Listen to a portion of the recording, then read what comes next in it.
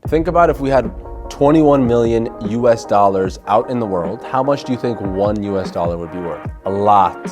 We would be handing back and forth little fractionalized pieces of the US dollar, little squares, the smallest square you couldn't even think of, because that's how much $1 US would be worth.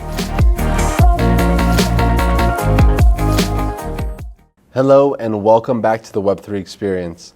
I created this channel a few years ago with the purpose of educating the masses on just basic financial literacy, up-and-coming technologies such as crypto, AI. There were a lot of new innovations coming at the time that really weren't in style yet. But here we are today. When I started the podcast, we were around 8,000 to 10,000 price per Bitcoin. And today Bitcoin is almost at 100,000. So we have gone a long way. Trump just got reelected for his second term. And Bitcoin is soaring to almost 100,000. I think it should be hitting 100,000 by tonight, the day of this recording. I figured it was a perfect time to just revamp this episode and shed light on what's happening in the world. You know, we're all feeling this massive shift that's happening, right? Shift in mentality, shift in administration. World War III is looming. There's a lot of things going on. A lot of people ask me, you know, what happened with crypto? Many people don't even understand that Bitcoin is at 100,000 per coin. When I bring up crypto in conversations, still 90% of people is like, oh, didn't that all go poof? Didn't all of that go away? Didn't people lose a lot of money? People lost a lot of money in every single new business venture, in every single new industry, in the dot-com bubble, in every new technology. Most companies failed, and a few amount of companies soared.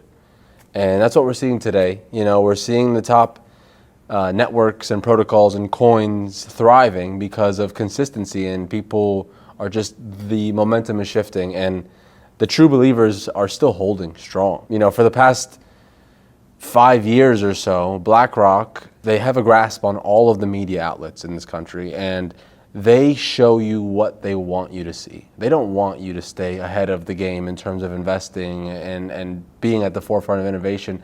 They want your paycheck and that extra cash that you have going into your 401k and going into safe, non-risky vehicles.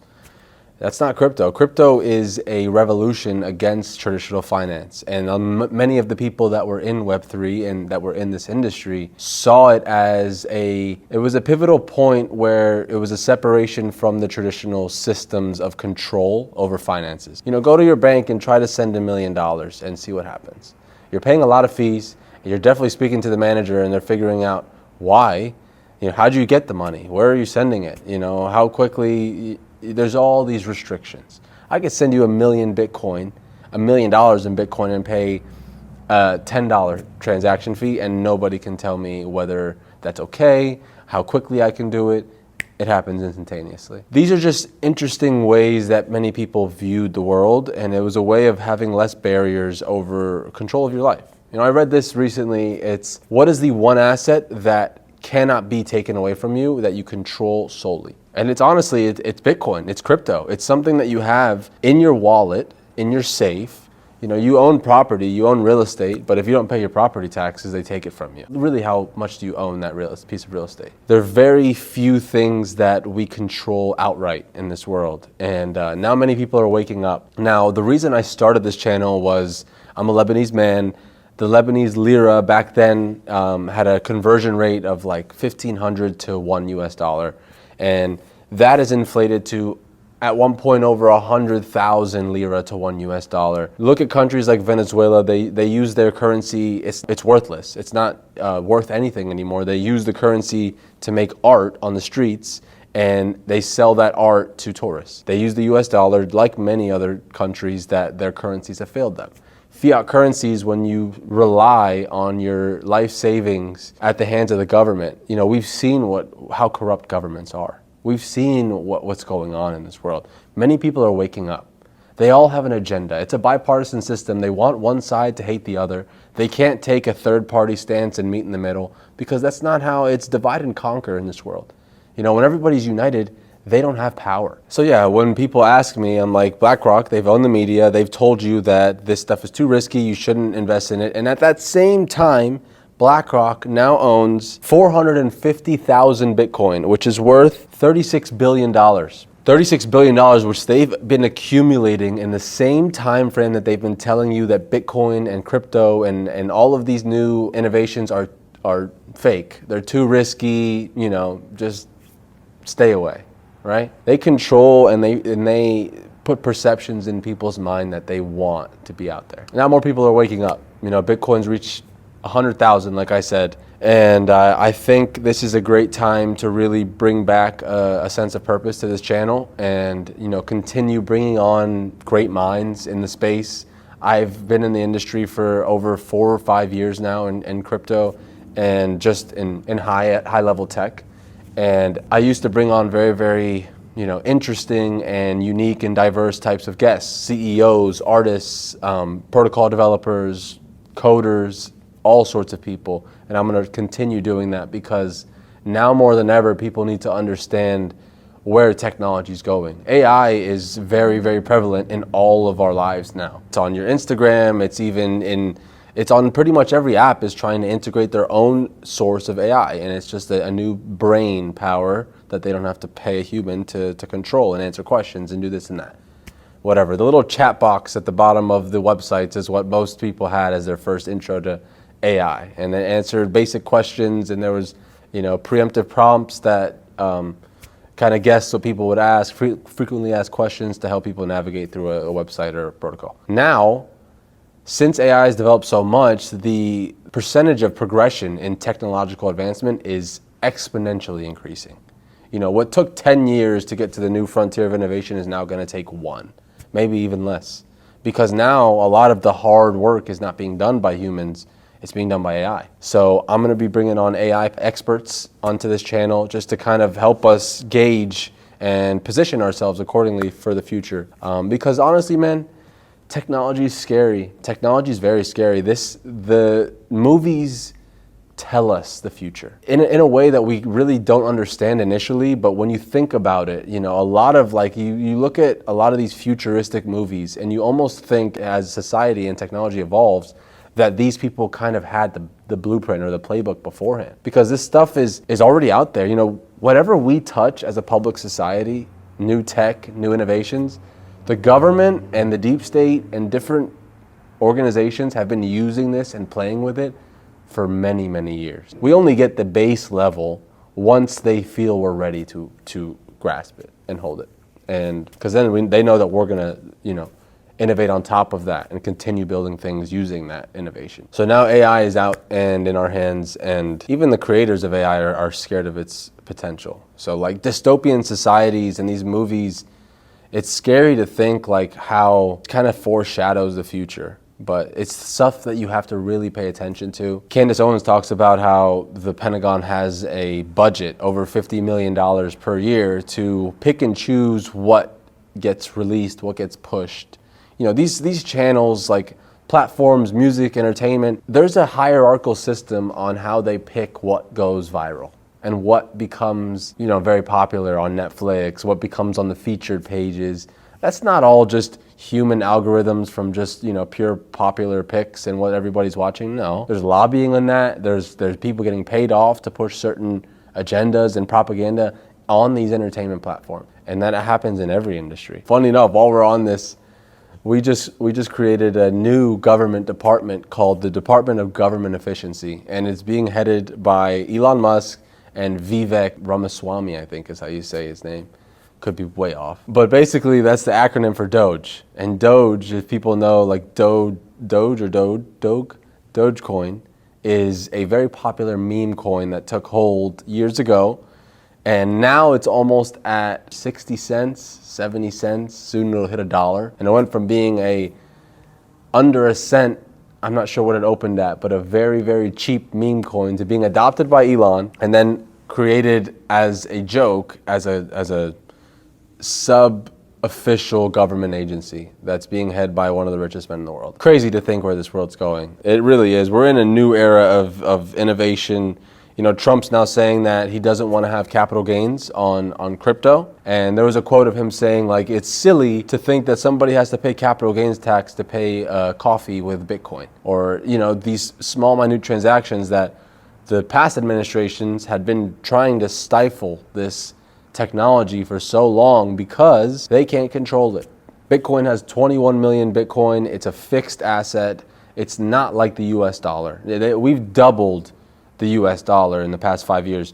We've printed double the amount that we had before in the past 5 years. And you wonder why everything is more expensive, double the price. It's because simple economics, guys. An asset that has 21 million that will ever be created. And people don't understand how it works, but Bitcoin every few years has a halving. As a miner, if you're mining Bitcoin, every halving you mine half the amount that you were mining before. That's your reward for mining a block, right? So I think the year is 2134 that the last Bitcoin will be mined. The 21 millionth Bitcoin, right? Now, what do you think one Bitcoin will be worth when we have no more Bitcoin to be mined? Think about if we had 21 million US dollars out in the world. 21 million US dollars out in the world, how much do you think $1 US would be worth? A lot. We would be handing back and forth little fractionalized pieces of the US dollar, little squares, the smallest square you couldn't even think of, because that's how much $1 US would be worth. Now think about that in Bitcoin. Think about that as a currency that is a protocol and currency that is not controlled by humans, that is simply running on its own without any oversight, and it's the only way that it would get hacked, right? And it's a group of networks, right? Bitcoin is a group of networks with networks all over the globe that are all verifying that the information on the blockchain is all correct at the same time. The only way it could get hacked is for 51% of all the nodes in the world to become overtaken by hackers at the same exact time, which is realistically impossible.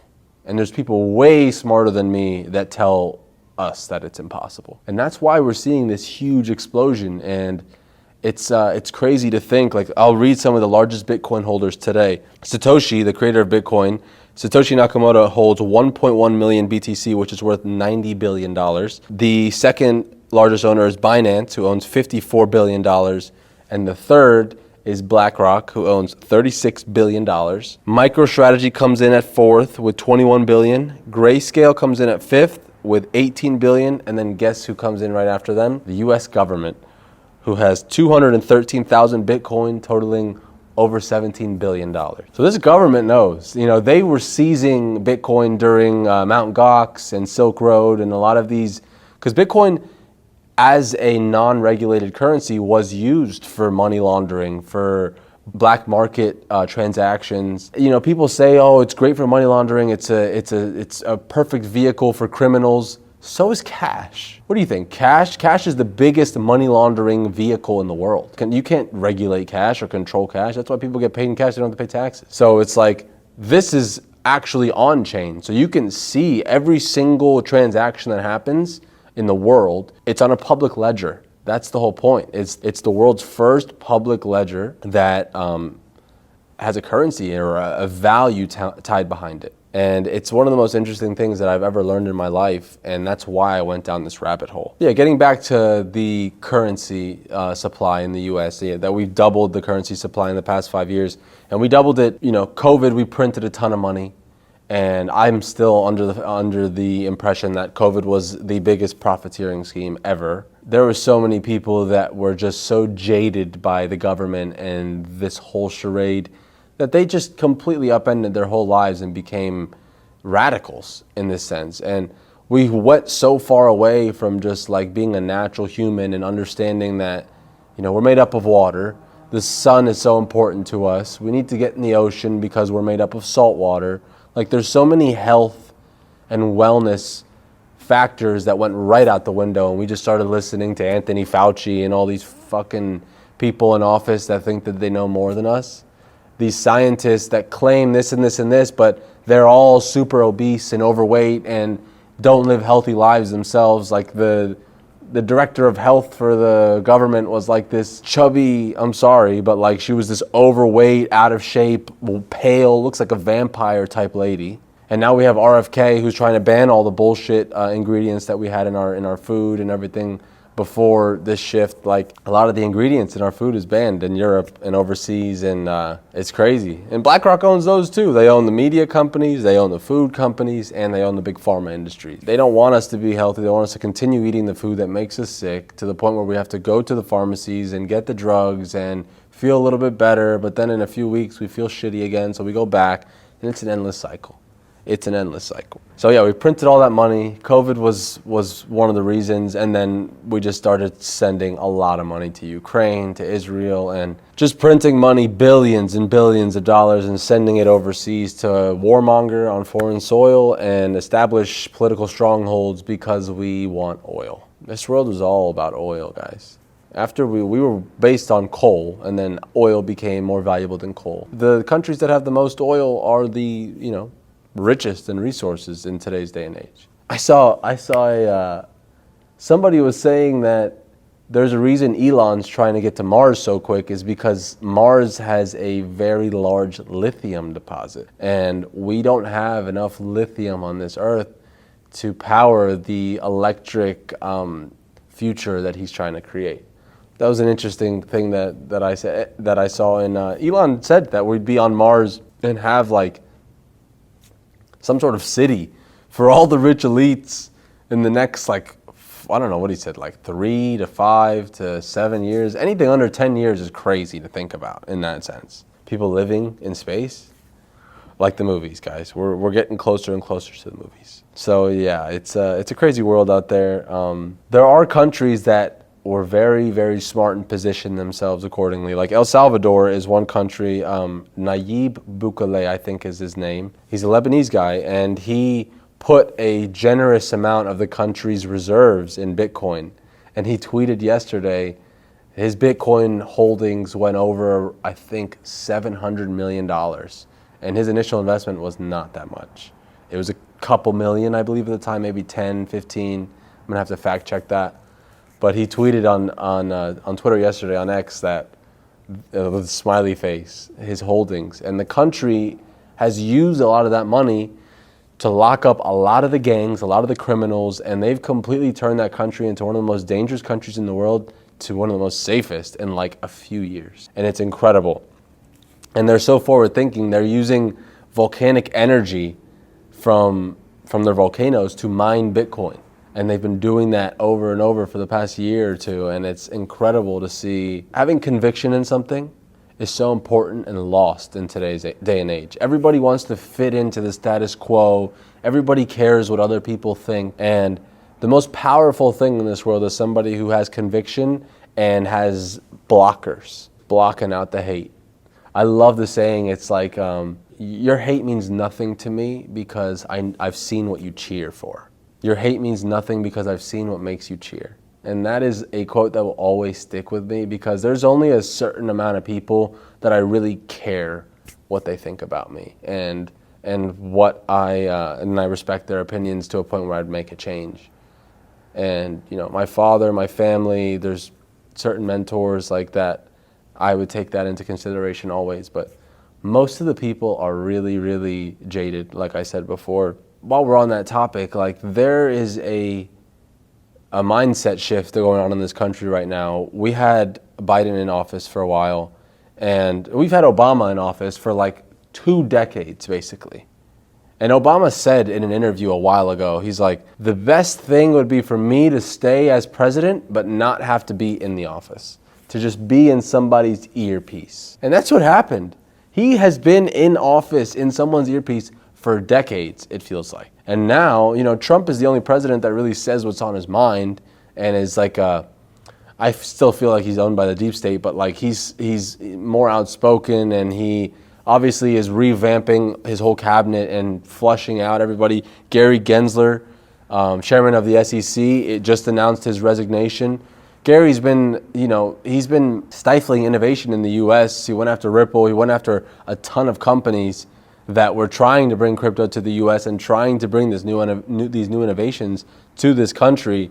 But Gary, the SEC, along with Blackrock, along with the media outlets, were all fighting and trying to push it away. And now, we have a new administration. They're pushing him out and bringing the innovation in, Trump's trying to take away capital gains tax on crypto, trying to bring more of that innovation in. We're seeing Coinbase arena, FTX had an arena before they imploded. Like, crypto is trying to make a stand in the US, and they have been for a while, regardless of the SEC and the country and the government trying to throw it away.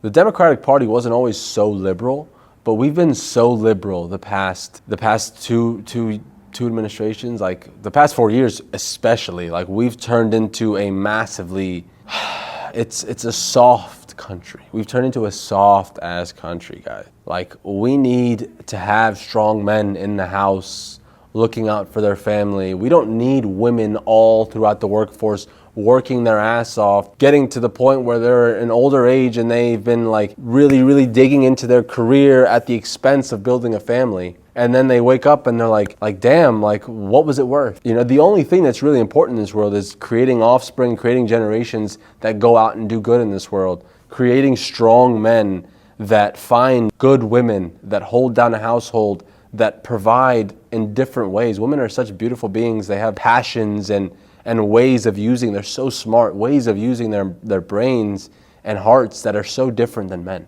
We're so different. And we tried to make us all seem like we're the same fucking people, and we're not. You know, we're letting people identify as cats and have a fucking cat litter box in the corner of a children's classroom and trying to say that that's okay. But what are we talking about here, guys? In what world is that even okay? Like, I understand, let people do what they want. Do it at home. You don't need to be, you know, kind of putting this stigma in my child's brain thinking that this shit is okay when it's not. It's an illness. To think you're a cat when you're a fucking human is an illness. Be a cat on Halloween. Be a cat in your living room. Don't be a cat in the classroom and try to make it seem like that's normal. It's not. We need to go back to a little bit more of a traditional mindset. You know, Democrat, conservative, liberal, all these buzzwords. We just need to go back to being humans and understanding what's important, building generations to come that can build society in a good way and go out and actually care about people. We've all become so distant from each other. And I'm talking through these mics and these cameras, but like, there's such a different feeling when you're talking to a human and connecting with somebody and being personable and authentic. Like, everybody's trying to be glamorous and walk around with all this bling and this and that and like try to be something they're not, when it's just like we've shifted away from a very honest and like respectable society. But maybe we see what happens. You know, we have a new administration, a new mindset coming in.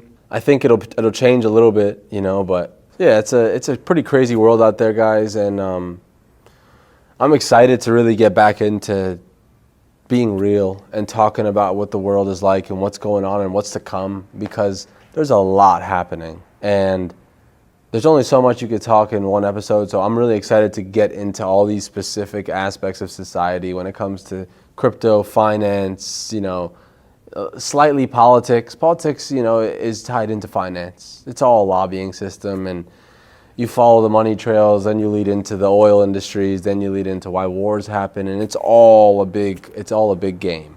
And we're gonna break down the game, and I'm gonna bring really insightful guests to come sit down here, and we're gonna break down, you know, what's really important, how you should position your family for the future, you know, how you can understand the technologies of the past to understand the technologies of the future. Learn history, you'll learn the future, and I've been telling people this a lot. Follow the money trails, you'll really understand who's in charge in this world. And we'll get into that in future episodes, but I just wanted to say welcome back to the Web3 Experience. My name is Mohammed, and I will see you next episode.